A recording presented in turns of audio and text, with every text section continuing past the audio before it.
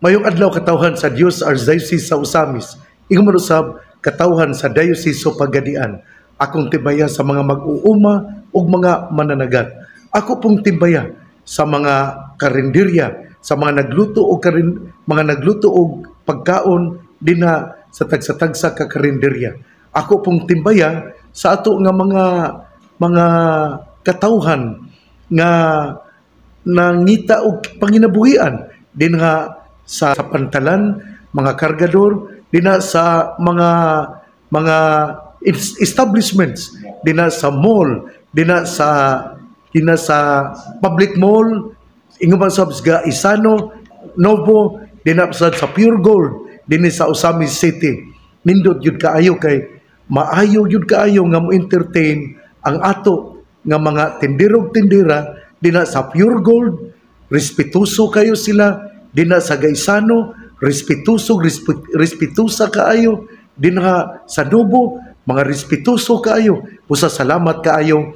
Maayo kayo nga atong mga managers dinhi sa atong mga establishments. Ug tungod niini ako mapasalamaton kay nindot ang pagdala sa mga dagko nga mga tindahan dinhi sa Usamis City. Karong adlaw di ay ako di ay nga isulti ang belated birthday greetings ngadto ni Seminarian Kenneth Mofan, usa ka theologian nga nag-eskwela dinha sa St. Mary's Theologate. Ako usab nga advance presbyteral ordination anniversaries ngadto ni Reverendo Padre Derry Ascuna o ni Reverendo Padre Rinaldo Pernia. Busa ngadto kanila, congratulations. Sa atong ebanghelyo karon makapili kita kung atong gamiton ang ordinary nga basahon. Ang gamiton mao ang Matthew 5 verses 17 to 19.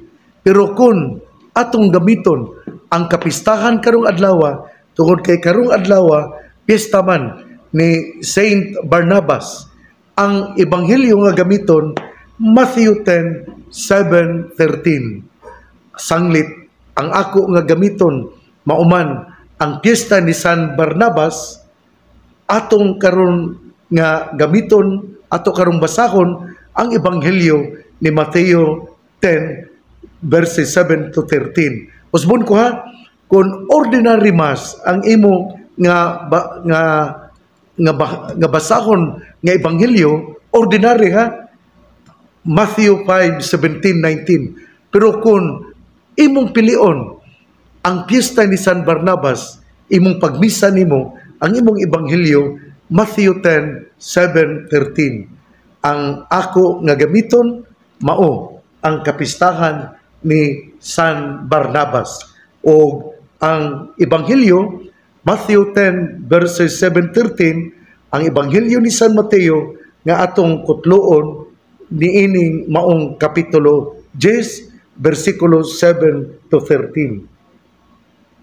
Si Jesus mingon siyang mga tinun-an, lakaw kamo ug isangyaw nga hapit na maghari ang Dios. Ayuhan ninyo ang mga masakiton, banhawa ang mga minatay, hinlui ang mga sanlahon, abuga ang mga yawa. Nakadawat kamo nga walay bayad, busa, panghatag kamo sa walay pangayog bayad. Ayaw kamo pagdalag kwartang bulawan, plata o bronze. Ayaw kamo pagdalag puntil sa inyong pagpanaw, ni ilisan, ni sapatos, ni sungkod. Ang mamumuo ang iyang hatagan sa iyang kabuhian. Inigabot ninyo sa usa ka lungsod kung balangay. Pangita kamog tao nga moabi-abi kaninyo og pabilin uban kaniya hangtod nga mobiya kamo niadtong dapita. Inigdayon ninyo sa usa ka balay, ingna ang tagbalay, ang kalinaw maguban kaninyo. Kung mudawat kaninyo ang tagbalay, ibilin kanila ang inyong panghinaot sa kalinaw, apan kung dili, bakwia ang inyong panghinaot. Ebanghelyo sa atong Ginoo, daygon ikaw o Kristo. Mga igsoon, ang ato karong ebanghelyo gikuha sa kapitulo kang ebanghelyo ni San Mateo, kapitulo 10 bersikulo 7 hangtod sa 13. Sa ako nang gikaingon, kung imong gamiton ang ordinary nga misa karon, dili ka mo dili nimo gamiton ang piyesta ni Saint Barnabas, ang ebanghelyo imong gamiton mao ang Matthew 5 verses 17 to 19. Sa dili pa nako tukion ang kinabuhi ni Saint Barnabas, ako di ay ipahibalo ngadto sa mga wala makasimba sa piyesta sa Pentecostes nga ang Holy Spirit gahatag kanato og gifts 7 kagasa nga mao ang wisdom, understanding, counsel, fortitude, knowledge, piety, o fear of the Lord. Wisdom, kaalam; understanding, pagsabot; counsel, ang pagmaymay; fortitude, ang kaisog; ang knowledge, ang kahibalo; piety, ang pagka-relyoso; o ang fear of the Lord, ang atong kahadlok sa Ginoo. Permi gyud na akong isulti ang fear of the Lord nga naman nga giapil man ni nga gasa sa Espiritu Santo.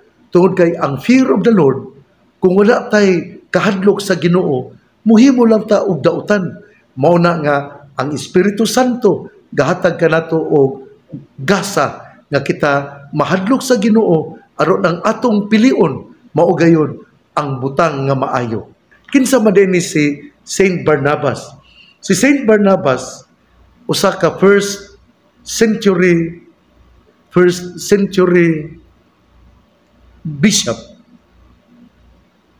Siya usa ka preacher of the gospel in Antioch, companion of Paul, and attended the Council of Jerusalem, martyred, patron of the island of his birth, Cyprus, mentioned in the Roman canon. Ari kita sa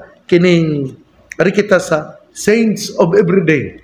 So, ang maong libro miingon, ang ngalan di ay ni Barnabas, Joseph. When Joseph, son of a Jewish couple of Cyprus, embraced Christianity, his name was changed to Barnabas by the apostles. To prove his total commitment to Jesus, he sold his property, his land, and placed the proceeds at the feet of the apostles for the benefit of the Christian community.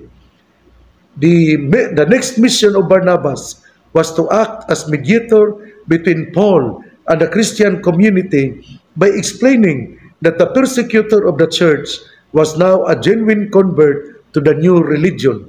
The trust of the apostles in Barnabas was so outstanding that they sent him as their official representative to the Christian community in Antioch. St. Luke pays him glowing tributes, saying that Barnabas was a good man, full of the Holy Spirit and faith, and many people were brought to the Lord. After a stunning miracle at Lystra, the local people considered Paul and Barnabas as their pagan gods, come down to them in human form. Instead of claiming any merit for themselves, these great missionaries attributed their power to Jesus Christ, their living God. The Acts of the Apostles offers us a vivid description of the missionary activities of Paul, Barnabas, and Mark, the evangelist. It was unfortunate that there was a rift between Paul and Barnabas. Gaaway sila with regard to the proposal of taking Mark with them in their apostolic journeys. As a result of their disagreement, Barnabas took Mark with him and sailed off to Cyprus, while Saul and Silas journeyed to Syria and Cilicia. It is believed that Barnabas was crowned with martyrdom at Salamis in the year 61 AD. So mao kini ang lakbit-saysay sa kinabuhi ni Saint Barnabas. Atong inumduman nga ang atong ebanghelyo gahisgot gayud sanglit ang ato nga kapistahan mauman ang usa-usab ka apostol, although atong hinumduman nga wala ni siya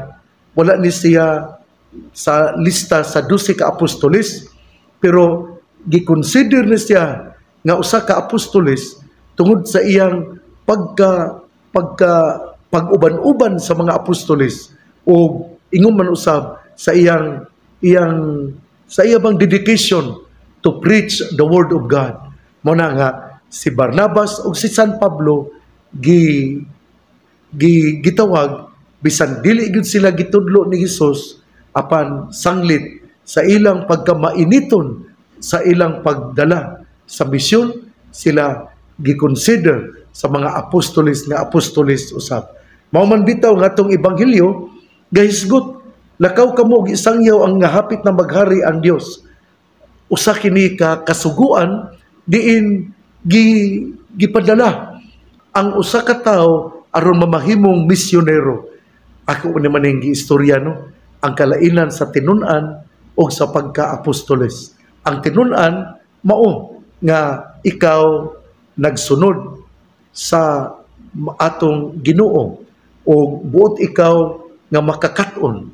Pero ang mga apostoles gikan sa mga tinun-an gikuha o sila gipadala isip mga misyonero. Sa to pa general term ang pagka-tinun-an, particular nga gikuha gikan sa mga tinun-an ang mga apostoles o gihatagan og misyon. Sa to pa di ay mamahimo di kang apostoles kung ikaw hatagan og misyon gipadala. Og mao kini ang nahitabo karon sa atong ebanghelyo. Nakaw isangyaw nga hapit na maghari ang Dios. Unya gitagaan pagyud og gahom sa atong Ginoo. Ayuha ang mga masakiton sa ato karon nga kapanahunan. Ang pari mao ang muhilom sa usa ka masakiton aron pagpangandam kaniya nga mo upadayon sa iyang panaw. O ingon man usab ang hilog mao usab ang paghatag og kusog aron kita makapadayon sa atong pagtuo. Unya giisgutan usab bahin ang pagkabanhaw sa mga minatay. Banhawa ang mga minatay. Ang mga apostoles nakahimo niini. Ang ato ng mga kaparian makahimo ba niini? Ang ilang pagampo, ang ilang pagpangamuyo ngadto sa Ginoo sa panahon nga gitakda gilatid sa atong manunubos, mabanhaw sila. Unya ang atong ebanghelyo mipadayon pag-ingon nga hayohon ang mga masakiton, abuga ang mga yawa o nakadawat kamo niining mao nga gimbuhaton nga walay bayad, kinahanglan nga dili kamo magpabayad sa inyong gimbuhaton. Pero sa katapusan ang ebanghelyo mingon ang mamumuo ang ayang hatagan sa iyang kabuhian. Mao nga kita sayod nga ang mga kaparian gatrabaho sa altar. Mao nga sila hatagan yan ang gitawag og kolekta tungod kay ang ato nga ebanghelyo karon sa Mateo 10 gaingon man gayud ang mamumuo angay hatagan sa iyang kabuhian. Walay bayad ang pagsangyaw, walay bayad ang pagdawat sa mga kaparian. Pero ang atong ebanghelyo karon dinhi sa ebanghelyo ni San Mateo kapitulo 10 bersikulo 10 gaingon, ayaw pagdalagbag sa inyong pagpanaw, ilisan, sandalyas, kay ang mamumuo angay hatagan sa iyang kabuhian. Sa tupad ay dunay obligasyon ang katawhan nga muhalad kay dinhi sa kapitulo 10 bersikulo 10 ningon man ang mamumuo angay hatagan sa iyang kabuhian. O ang ato nga ebanghelyo gaklaro gayon nga kinahanglan ato gayong suportahan ang ato nga mga kaparian, ang ato nga mga gasangyaw sa maayong balita. Unya nindot ani kay ang mga musangyaw giingnan nga kun dunay mudawat ninyo puyo kamo niya ng balaya. Pero kung dili mudawat ninyo ningon diri kung mudawat kaninyo ang tagbalay, ibilin kanila ang panghinaot sa kalinaw. Apan kundili mudawat, bakwia ang inyong panghinaot. Klaro gyud nino. Kanang kundili mudawat, bakwion di ay ang maong kalinaw nga gihatag dinha niya ng maong panimalay. Mga igsoon, tulo ka punto yun ang gisgutan sa atong ebanghelyo karon. Una, nga ang mga apostoles gipadala aron mo sangyaw. Ikaduha, nga gidid-an ang mga apostoles pagdala og kining sungkod, pagdala og puntil, pagdala og ilisan, pagdala og kwarta, tungod kay ang mga apostoles kinahanglan nga hatagan og kabuhian gikan sa katawhan. Namalandong ko ani nga naman para dili ma-divide ang pangunahuna sa usa ka pari nga siya mamaligya og bugas, mamaligya og uban pa dinha, dili kundili ang iya nga focus mao gayon ang pulong sa Dios, ang Eucharistia. Ug ang ikatulo mao ang bahin sa kalinaw nga kung dunay nag-abot nimo sa usa ka lugar sa imong pagsangyaw, kung dunay panimalay nga mudawat kanimo, puyo din na. Pero kung dili mudawat kanimo, bakwia ang maong kalinaw. Gipadala isip misyonero, gidid-an pagdala og kwarta, sungkod, sinina ug uban pa, tungod kay ang usa ka mamumuo ang ngayang hatagan sa iyang kabuhian. Ikatulo, nga ang magsasangyaw, kung dunay sa iyang pagsangyaw, dunay mudawat kaniya, buyan. Pero kung kini, mutalikod kaniya o dili mudawat, iyang bakwion ang mao nga paghatag sa kalinaw. Igsuon, ang mayong balita nga wang pulong ni Jesus, ang ayang pamation, pamalandungan, ug paningkamutan nga mapuy-an. Bulahan ang tawo nga namati sa pulong sa Ginoo, sama sa kahoy nga gitanom, daplin sa usa ka sapa, kansang dahon dili gayud malaya. Tempo sa timbunga, siya mamunga. Igsuon, ugma na usab. Sa gihapon, akong dasigon si Father Marvin Usmeña nga mulihok alang sa pagtabang sa mga nasunugan niadtong Hunyo 6 sa Katadman, Manabay,